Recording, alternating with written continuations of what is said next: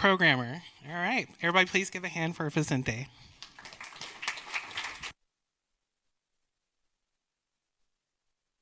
Thank you. Hello. Hi everyone, my name is Vicente Yanez. I'm with Kitestring Technical Services, and today I want to propose this crazy idea. When we write a line of code, we are not writing anything new. Most likely, all lines of code have already been written before by other programmers. Depends on your coding style. It might even be the same line of code down to the variable name. Reusability is at the heart of programming. Schools, training programs, boot camps reuse the same instructional materials time and time again to teach programmers how to learn, how to think, and how to write code. Programmers learn about algorithms to represent, sort, search through, and organize data, to perform advanced mathematical calculations, and to handle common interactions with the user. Programmers learn to adopt conventions and to bring them to the table if none are being used before. Both algorithms and conventions are meant to be reused by their very definition. In fact, programmers are trained to write documentation and share their feedback to spread the knowledge about these algorithms and conventions so other programmers can reuse them and learn about them. Think about this. There is a problem to be solved. The programmer will think of many ways to solve it based on their accumulated knowledge up to this point. The programmer will choose an algorithm or a combination of algorithms to write an application and submit their code.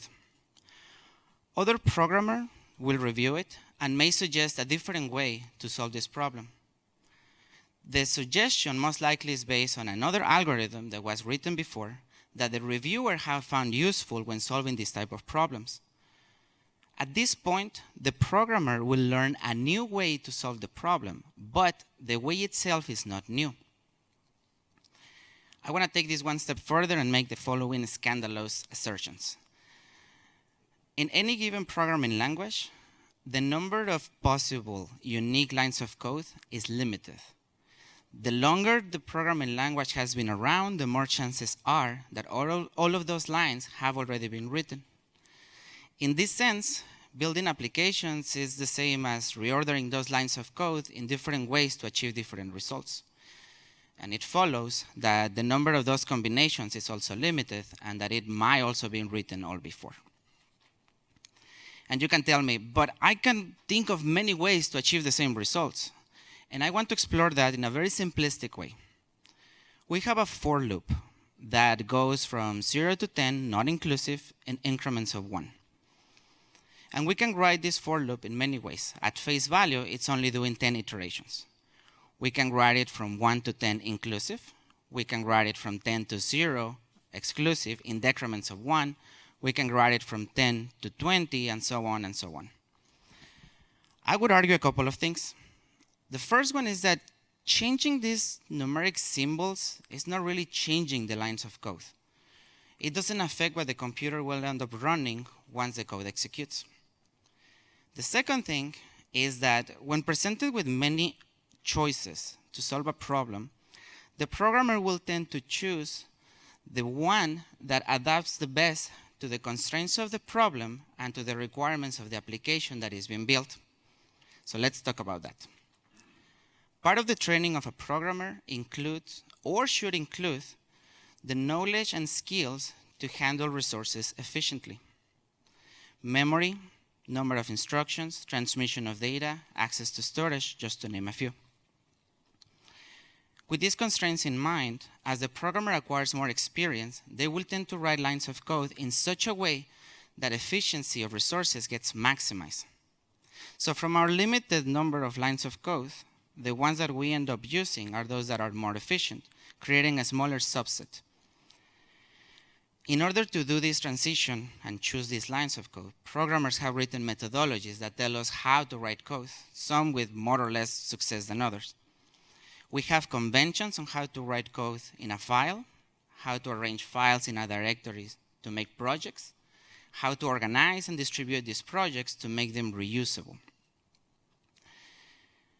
If we're writing the same lines of code time and time again, solving problems, it may seem that the problems that can be solved by programming is also limited, and to a large extent, it is. You can think of the most sci-fi challenge to solve, but part of the process of solving it includes breaking it down in smaller chunks. In order to do this, programmers have created paradigms that help us understand the world and write code about it.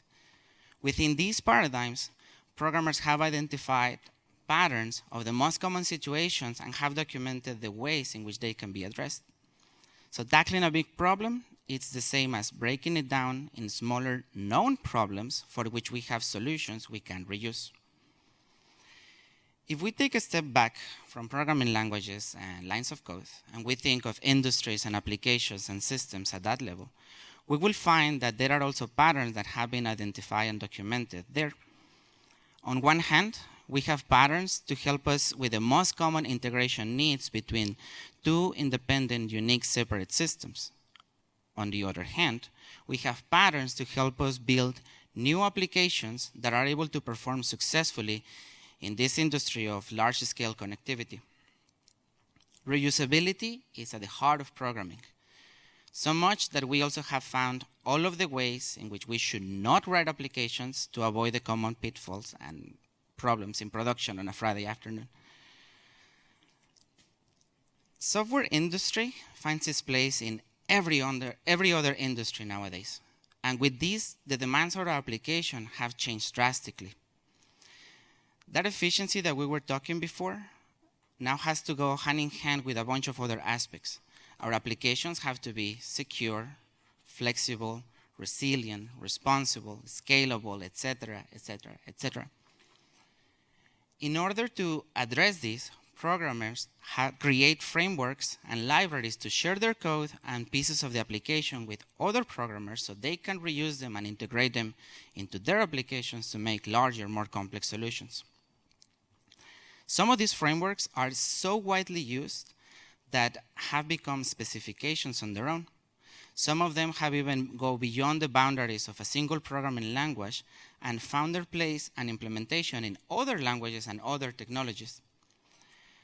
Today, almost every application is built on reusing a large number of frameworks. It's difficult to think of an application that is large scale, enterprise level, user ready, that does not use any framework. So in recap, everything's been done. Programmers are just reusing everything time and time again. Our methodologies tells us that we should reuse our lines of code, our algorithms, our libraries, so our testing, building, deploying, and packaging of our applications is as successful as it should be. So I wonder, can we call any application original? Or even more concerning, is there any space in the current industry for creativity?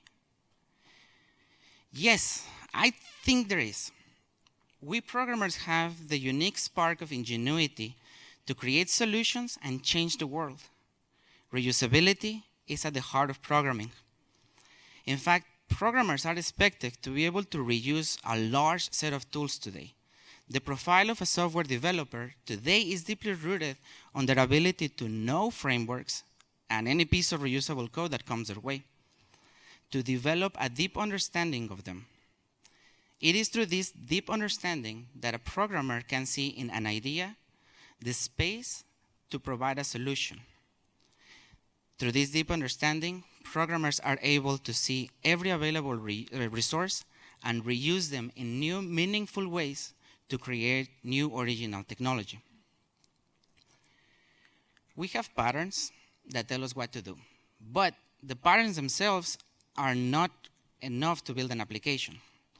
We have frameworks to help us abstract and simplify a lot of the code, but the frameworks themselves are not sufficient when standing against the real world, with real people, with real needs.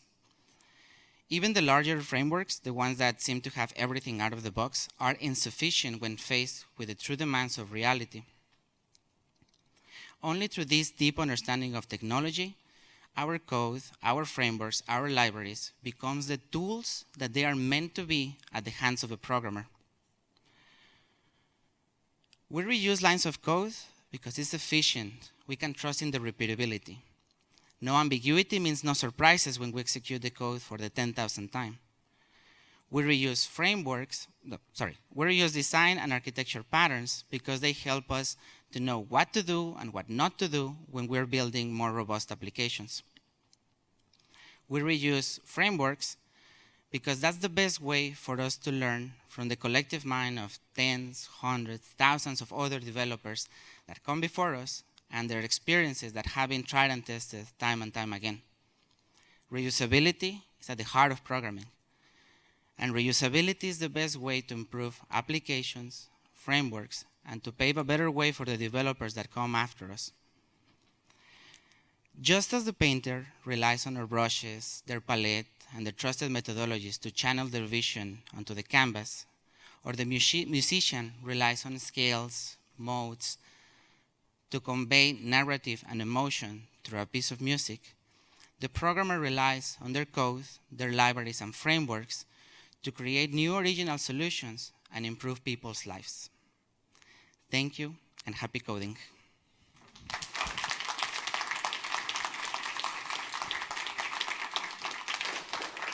Thank you, Vicente. We have time for one question. Yes.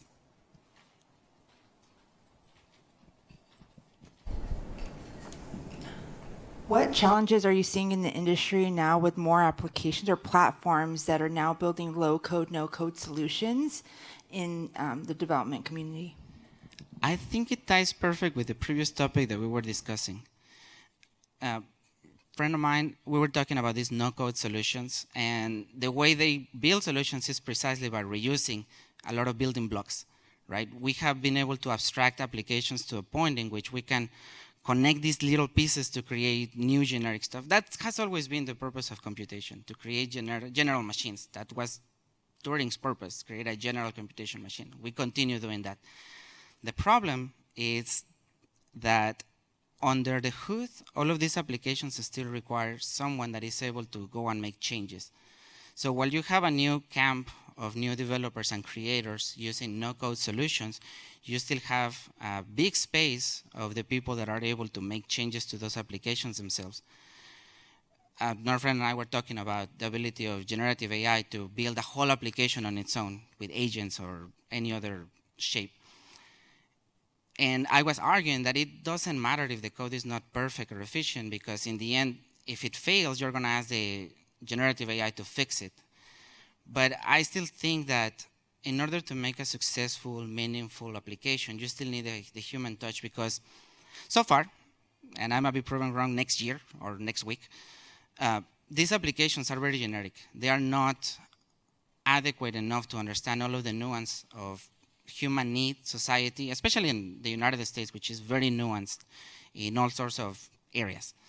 So no-code solutions are great. I think it's a trend that we're going, just like general computers, and now everyone has a PC on their home. But there is still a big space for developers to be able to change those tools and maintain applications and build anything new. All right. Thank you, Vicente. That was amazing. Thank you, everyone.